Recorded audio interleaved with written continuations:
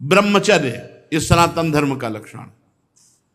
सत्य, दया, तपस्या, शौच, तितिक्षा, उचित अनुचित का विचार, मन का संयम, इंद्रियों का संयम, और 9वां अहिंसा, और 10वां ब्रह्मचर्य।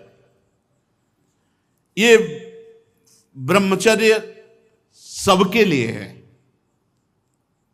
बहुत घातक है भोगों का आकर्षण।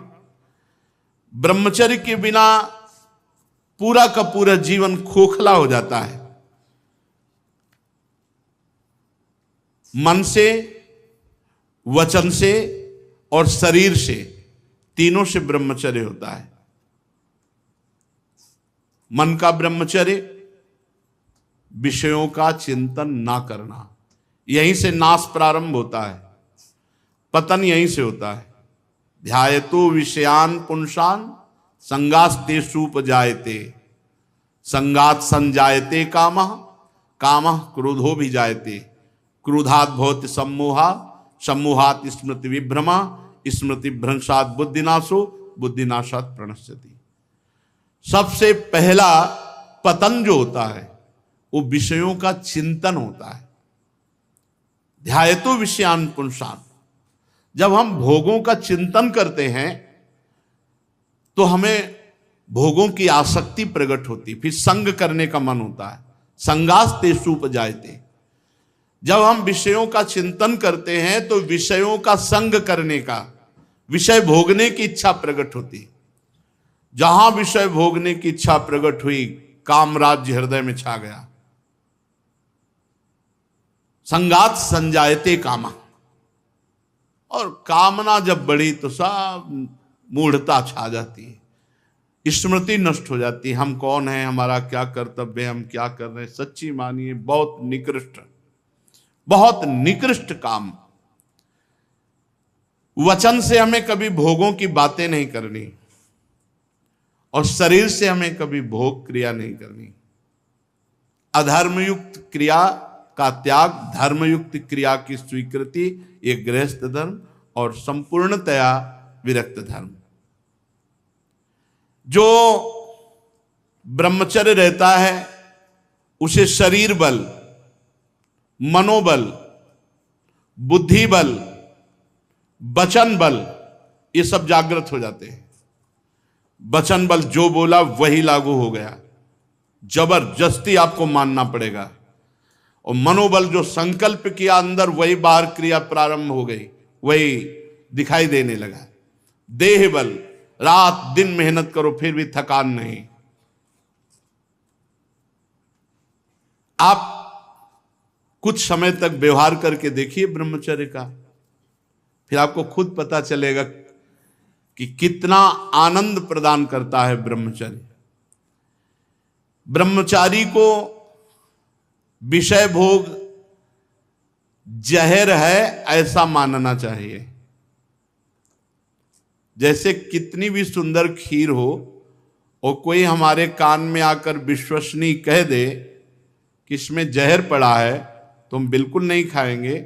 हमारे शास्त्र कह रहे हैं, महर्षि जन कह रहे हैं कि ये विषय भोग जहर है, महान विषय है, ये पूरे जीवन को नष्ट कर देता है।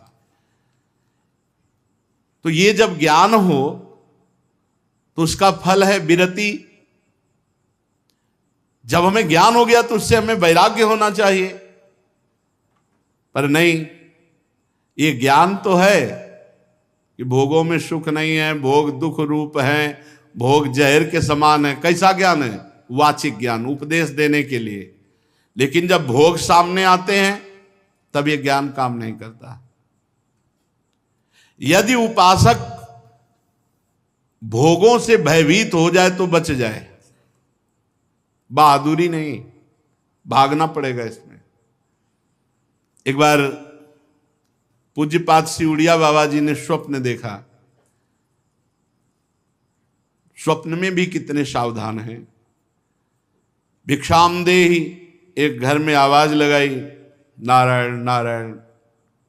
तो एक माई निकली, सुंदर अप्सरा, हीरे जवाहरात से, रत्नों से भरी हुई थाल,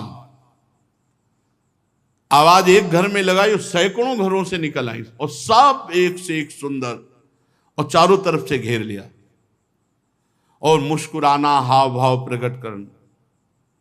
बाबा भागे और बहुत जोर के भागे और कई किलोमीटर तक भागते रहे। फिर पीछे मुड़ के जब देखा कि कोई नहीं दिखाई दे रहा, तब खड़े होकर सांस ली। जब सांस ले रहे थे तो आंख खुल गई। आंख खुल गई तो नारायण नारायण नारायण। अच्छा हुआ कि स्वप्न में भी भागे। भागने से ही बचोगे, यहां जीतने के चक्कर में मत पड़ना, बहुत धोखा है। ये मन बहुत धोखेबाज है। यदि कोई विषय से ऐसा भय रखे जैसे सांप, बिच्छू या सिंह, कोई सांप आके गले लगना चाहे तो आप क्या करोगे? भागोगे ना। और बाघ देख लो, सिंह देख लो, भागोगे ना। ऐसे ही विषय भोग की इच्छा वाले कोई शरीर तुम्हारे नजदीक आ रहा है और तुम्हें भय नहीं लग रहा है, इसका मतलब है मरना चाहते हो, भ्रष्ट होना चाहते हो, नष्ट होना चाहते हो। सिंह आ रहा तुम्हें भागना नहीं सुनाई दिया, सांप दौड़ रहा तुम्हारी तरफ भागना नहीं सुनाई दिया। ऐसे ही भोग तुम्हारी तरफ आ रहा, तुम भागे नहीं, मरना चाहते हो, मरोगे तुम। कोआ मदांधो मदना तुरुआ, भगवान शंकराचार्य जी से पूछा, को अंधों में बड़ा अंधा कौन है? बोले जिसको काम सता जाए, जो काम से युक्त हो गया, काम से व्याकुल हो गया, वो सबसे बड़ा अंधा है, वो कुछ नहीं समझ पाएगा। आप बड़े मजे से भोग को देखते हैं और भोगते हैं और फिर विचार करें ब्रह्मचर्य असंभव। जैसे जलेबी है, एक बार चख लिया तो जलेबी नाम लेते ही वो कुरकुराहट वो मुंह में आ जाएगा, नहीं आ जाएगा? इसे कहते हैं तृष्णा। भोग भोगा, अब वो तृष्णा जहर की तरह तुम्हारे हृदय में बस गई। अब वो भगवाने निकाले तो निकाले, नहीं तो पूरा जीवन भर मार देगी। भोगों का जहर तृष्णा। तृष्णा अनंत जन्मों से हम भोगते चले आ रहे हैं, इसलिए हमारी परवशता हो गई है। परवशता, इंद्रिय और भोगों में विवशता, हम हार चुके हैं। लेकिन मोक्ष का रास्ता जितेंद्रियता से जुड़ता है, परवशता से नहीं। इसलिए आपको एक इंद्रियों के भोगों से जीतना पड़ेगा, लड़ना पड़ेगा। भटकते रहने से ये जन्म भी चला जाएगा, जैसे और जन्म चले गए। बहुत बार ये सब भोगा है। देवराज इंद्र भी बने होंगे कभी ना कभी, बहुत बार, बहुत बार सब। लेकिन भगवान के प्रेमी भक्त कभी नहीं बने जिंदगी में, पक्की बात। इस बार अवसर मिला है भगवान से प्रेम करने का। कोल्ले जी अल्ले जी के चरित्र में नहीं आता कि बचपन से बैरागी और एक राजा की उपवन वाटिका में वो शयन कर रहे थे, वहीं वो सब राजकुमार और सब वैभव सब देख करके उनके मन में ऐसी लालसा आ गई कि यार ये सुख तो बहुत बढ़िया है। तो भगवत प्राप्ति रुक गई और उनका अगला जन्म हुआ और राजकुमार से मित्रता हुई और सारे भोग उनको मिले। अगर कोई वासना लेकर इस मार्ग में, तो फिर पहले वासना पूर्ति होती है। ये मन मकड़ी के जाले की तरह वासना बुनता रहता है, छोड़ दो इसे, बस ये अपना काम करता है और हमको फंसाता है। जाल ये बुनता है और फंसाता हमको है। इसीलिए उपासक मन के जाल को बनने ही न दे।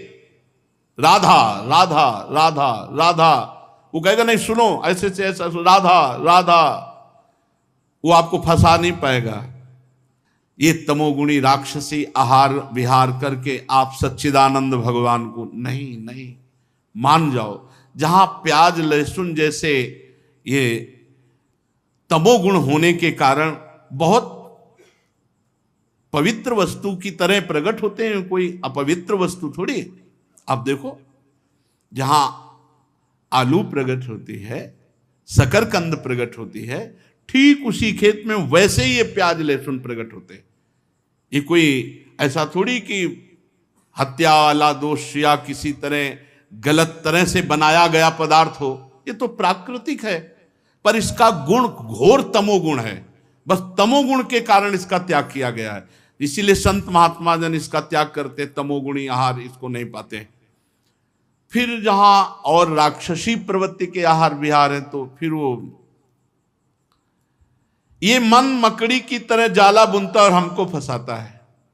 ये छह हमको हर समय फंसाए रखते हैं, काम क्रोध लोभ मोह मद मत्सर।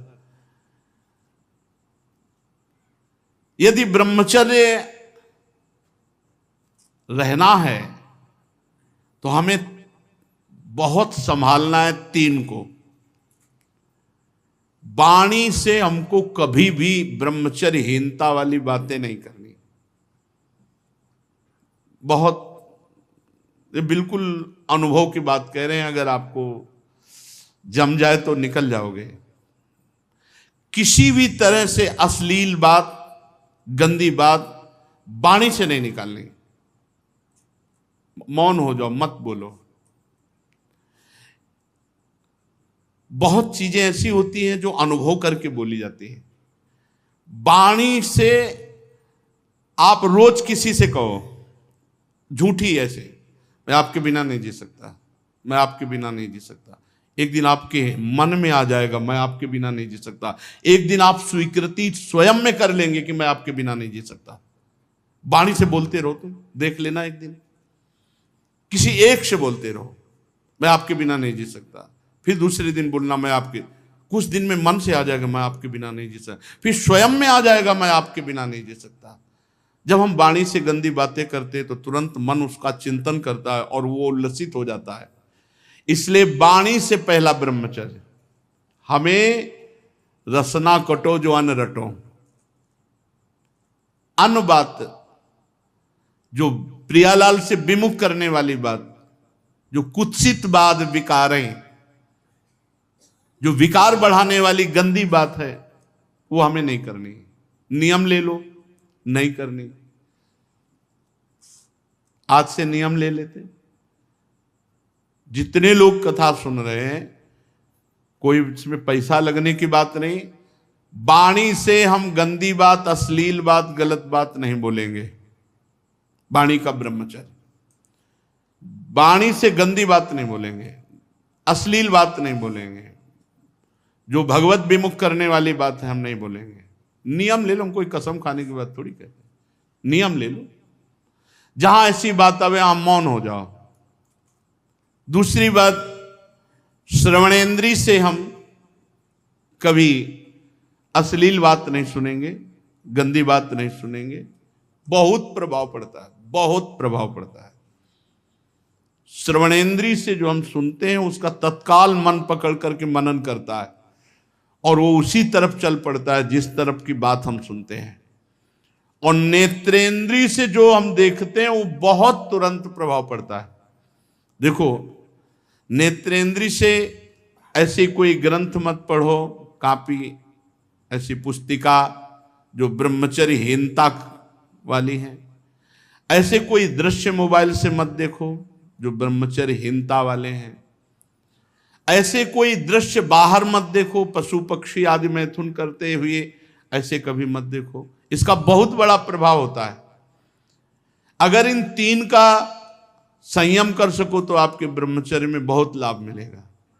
पहला वाणी से, दूसरा श्रवणेंद्री से, तीसरा नेत्रेंद्री से। और खास बात यह है कि जिससे हमारा ब्रह्मचर्य नष्ट होता है उससे सानिध्य न दे कभी। ऐसी कोई क्रिया, ऐसे कोई व्यक्ति का संयोग जो हमारे ब्रह्मचर्य का घात करे, बहुत बहुत सावधानी। पर ये ऐसा दलदल है कि एक बार जो फंस गया भगवान ही निकाल सकते हैं। जिस समय मन अपने स्वरूप में आया वो सब करवा लेगा। बहुत विचित्र है, बहुत विचित्र है, बहुत विचित्र मन का खेल। हमें ऐसा कोई रिश्ता नाता, कोई संबंध जो हमारे ब्रह्मचर्य को नष्ट कर रहा है, दूरी बनानी चाहिए। और भोजन का ब्रह्मचर्य पर बहुत बड़ा प्रभाव है।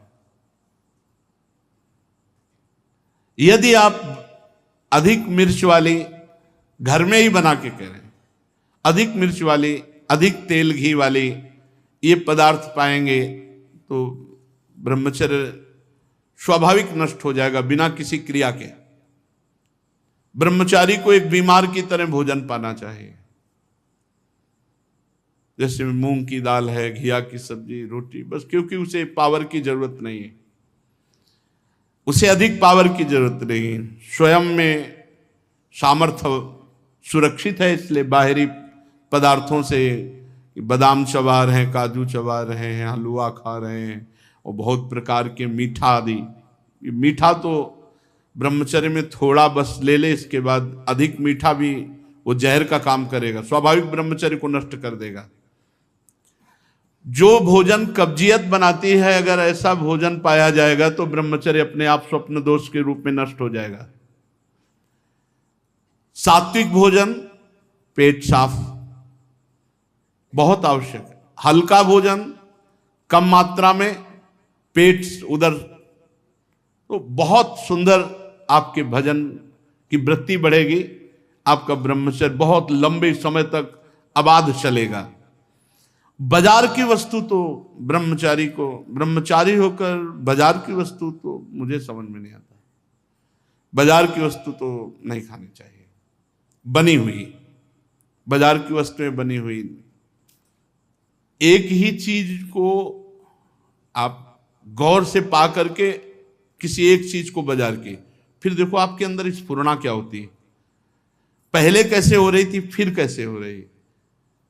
और आप पवित्र भोग लगा के श्री जी को पवा के पा के फिर देखो कैसी स्फुरणा हो रही भजन की। भजन परम पवित्र वस्तु, ऐसे थोड़ी होता तुम जहां तहां अन्न खात सखी कहत आपकात, सकल देव से द्वंद्व जात रात सर्व सोई। सेवक जी महाराज जहां तहां अन्न खात, ऐसे बाजार का भोजन हो, बोले ब्रह्मचारी जी हैं, नहीं हो पाएगा भाई, ब्रह्मचर्य नहीं हो पाएगा। हाँ, नाम लिख सकते हो, टाइटल तो बन सकता है, लेकिन सही माने में आपका ब्रह्मचर्य, जब तक आपका आहार शुद्ध, अगर अपने धर्म को सुरक्षित रखना चाहते हो तो बाजार का भोजन। और छोटे छोटे बच्चों में बहुत सी गलतियां ऐसी आ चुकी हैं जो उनके जीवन को नष्ट कर रही हैं। हमें ऐसे कई बच्चे मिले हैं, तो माता पिता को चाहिए कि छोटे बच्चों से भी मित्रता का व्यवहार करें, उनको इतना फ्री करें कि वो आपसे अपनी बात बता सकें और आप उनको सही दिशा दे सकें। नहीं, जैसे 13-14 वर्ष के बच्चे हैं और ये गंदी क्रिया कर रहे हैं, इनका जीवन बहुत बुरी तरह नष्ट हो जाएगा। ये गृहस्थी लायक नहीं रहेंगे। विरक्ति तो बहुत बड़ी बात रह गई, ये गृहस्थी लायक नहीं रहेंगे, संतान उत्पन्न करने लायक नहीं रहेंगे। इसलिए माता पिता को चाहिए कि अपने बच्चों से फ्रेंड की तरह, दोस्त की तरह बात करें, उनको इतना उत्साह दें कि उनके अंदर जो गलती है वो पकड़ लें और प्यार से समझा दें। अगर हम बार बार बच्चों को समझाएंगे, नए नए बच्चे अभी गलत मार्ग में जो जा रहे हैं वो सुधर जाएंगे। हमारे सनातन धर्म का लक्षण है ब्रह्मचर्य।